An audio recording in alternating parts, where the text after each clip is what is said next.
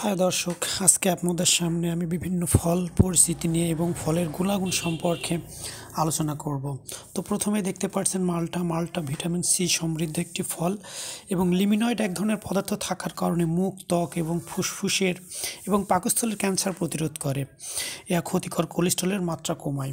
তারপরে দেখতে পাচ্ছেন আপেল ভিটামিন সি সমৃদ্ধ এবং ফাইবার, ওজন কমায়, হার্ট ভালো রাখে এবং ডায়াবেটিসের ঝুঁকি কমায়।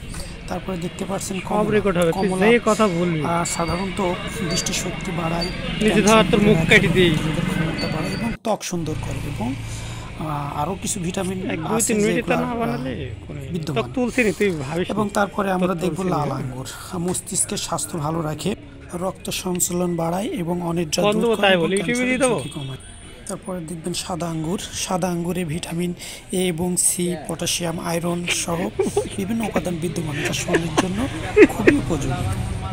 এবার দেখবেন বেদানা ফলিক অ্যাসিড সমৃদ্ধ, ভিটামিন সি এবং সাইট্রিক অ্যাসিড, সাধারণত ত্বক ভালো রাখে, স্কিন ক্যান্সার দূর করে এবং মহিলার চিকিৎসকের পরামর্শ অনুযায়ী সেবন করতে পারেন, যাদের জন্য খুবই ভালো এবং শরীরে রক্ত সঞ্চালন করে, শিশুদের ব্রেনের জন্য খুবই উপকার। তাই অন্য ফলগুলোর থেকে বেদানা ফলের মান খুবই ভালো। চেরি ফলের উপকারিতা অনেক। চেরি ফল খেলে সাধারণত ঘুম ভালো হয়, ওজন কমে, রক্তচাপ কমায়, চুল এবং ত্বকের যত্ন ভালো, চুল এবং ত্বকের স্বাস্থ্য খুবই ভালো রাখে এই চেরি ফল। তাই চেরি ফল দেখতেই পাচ্ছেন, দেখতে যেমন সুন্দর তেমনই তার উপকারিতা।